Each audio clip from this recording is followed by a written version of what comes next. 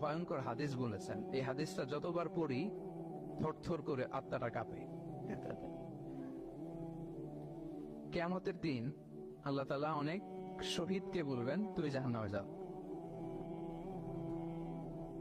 সে বলবে আল্লাহ আমি জাহান্নামে যাব, আমি তো রক্ত দিয়েছি তোমার জন্য, লিইলাহি কালিমাতিল্লাহ,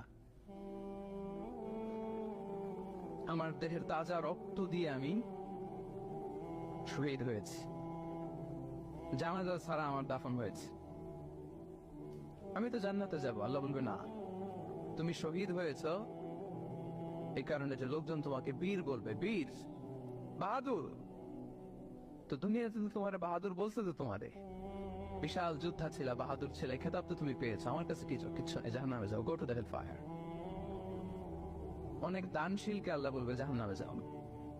সে বলবে আল্লাহ আমি জাহান্নামে যাব, আমি তো মসজিদ, মাদ্রাসা, এতিমখানা, বৃদ্ধাশ্রম এমন কিছু নাই যে বাকি রাখছি, শত শত মসজিদ আমি করেছি, আমি কেন জাহান্নামে যাব? আল্লাহ বলবে না, তুমি দান করেছিলে এই জন্য যে লোকজন তোমার দানশীল বলবে, দানবীর বলবে, আদেম তাই বলবে, ওটা তো তোমাকে বলা হয়েছে, জাহান্নামে যাও, আমার কাছে কি চাও, গো টু দ্য হেলফায়ার। সেদিন আল্লাহ তাআলা অনেক আলেমকে ডাকবেন, অনেক দাঈদেরকে ডাকবেন, অনেক দুআত ইলাল্লাহদের তিনি ডাকবেন। Because of Allah, you never know. But then, Allah will know.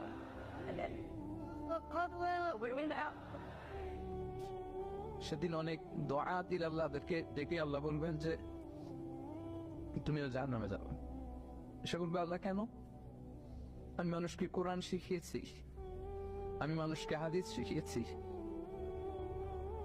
আমার কথা শুনে অনেকে নামাজ পড়েছে, আমার কথা শুনে অনেকে দাঁড়িয়ে রেখেছে, আগে সুদ খেত, আমার কথা শুনে সুদ বন্ধ করেছে, আমার কথা শুনে তো আল্লাহ এরা নামাজি হয়ে গিয়েছে। দ্য এন্টায়ার সোসাইটি সুদ বন্ধ করেছে, নামাজ ধরেছে, তারা ফরজ যাকাত দিত, আমি কেন জাহান্নামে যাব?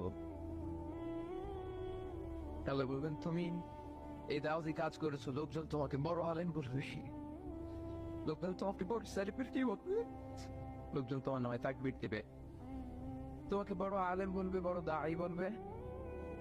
এটা তো বলা হতো তোমাকে দুনিয়াতে, আল্লাহ না বলে ডাকা হতো তোমাকে, বাহারুল উলুম বলা হতো তোমাকে, জ্ঞানের সাগর, অনেক বড় দাঈ, অনেক বড় সেলিব্রিটি তোমাকে বলা হতো এই দুনিয়াতে। তো যা চেয়েছো তা তো